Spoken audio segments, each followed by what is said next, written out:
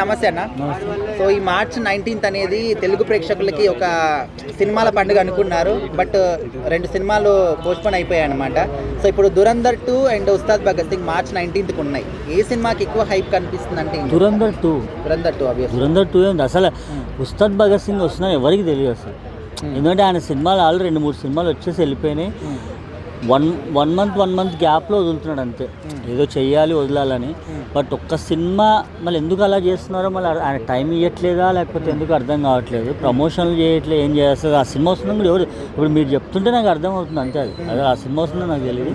అంటే March 26th ఉండింది. ఇప్పుడు తాజాగా అప్డేట్ అనమాట, 19th ప్రీపోన్ చేశారు.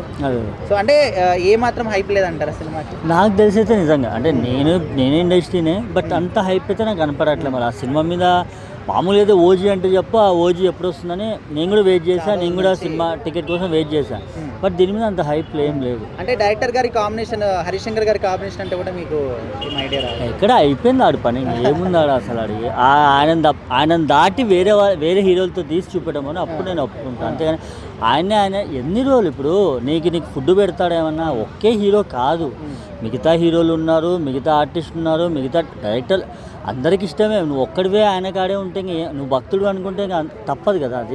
అది కాదు, బయటికి వచ్చి నీ టాలెంట్, నీలో చాలా టాలెంట్ ఉంది, నీలో రాజమౌళిని మించిన టాలెంట్ ఉంది, కానీ అక్కడే ఆగిపోతున్నావు. అది దాటి బయటికి రా, నువ్వెందుకు తెలుస్తుంది, నీకు నేషనల్ అవార్డులు అవన్నీ వస్తాయి. అక్కడే ఉంటే అది ఇంకా అక్కడే ఉంటాను. అంటే దురంధర్ 2 విషయంలో సీక్వెల్ అని చెప్పేసి హైప్ ఉందా, లేకపోతే నార్మల్గా స్టోరీ పైన ఇంట్రెస్ట్ ఉందా? స్టోరీ పైన ఇంట్రెస్ట్. అసలు 1 ఎంత బాగా ఆడింది అసలు. మన తెలుగు వాళ్ళు ఎంత ఎంకరేజ్ చేస్తారు అసలు. తెలుగులో రాకుండా హిందీలోనే చాలా ఎంకరేజ్ చేస్తారు, చాలా రెస్పాన్స్ వచ్చింది.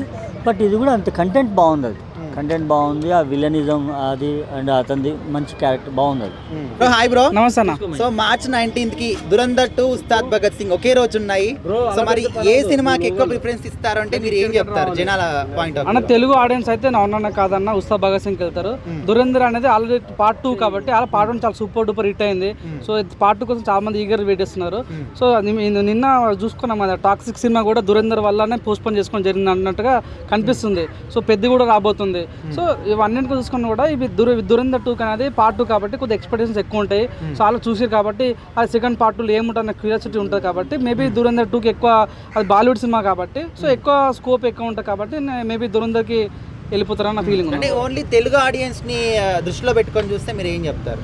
తెలుగు ఆడియన్స్ అవునాను కాదన్న, పవన్ కళ్యాణ్ ఫ్యాన్స్ అయినా సరే పవన్ కళ్యాణ్ మిస్ అయిన ప్రతి ఒక్కరు కూడా సో ఈ సినిమాకి వెళ్ళాలి, ఎంజాయ్ చేయాలని ఫీలింగ్ ప్రతి ఒక్కరికి ఉంటుంది. సో రేటింగ్ పరంగా ఉన్నది మాట్లాడుకుంటే 100% దురేందర్కి ఎక్కువ పోతారు.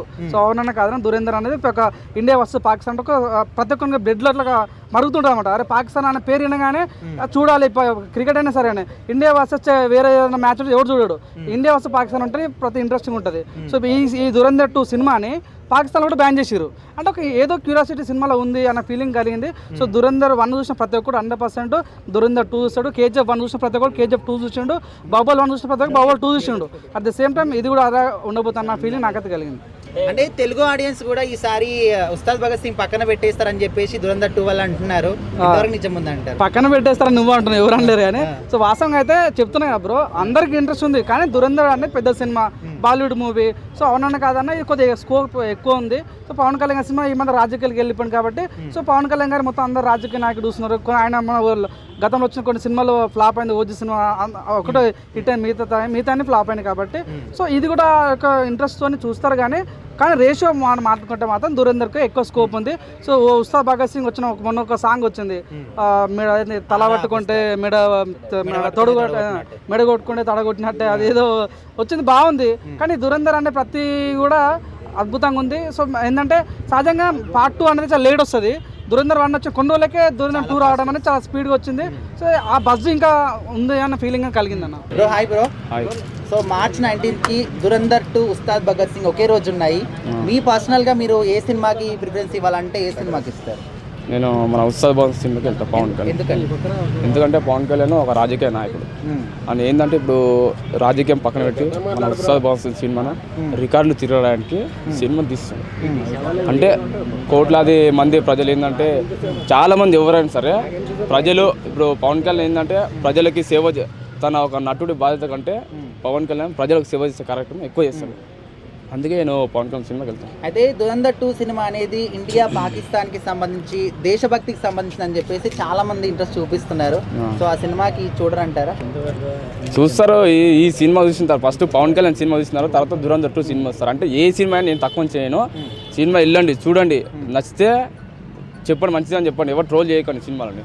అది ఇప్పుడు ఓజీ సినిమా అంత హైప్ అనేది ఈ సినిమాకి ఉన్నట్టుగా అనిపించట్లేదు. మరి జనాలు ఇంట్రెస్ట్ ఉందంటారా?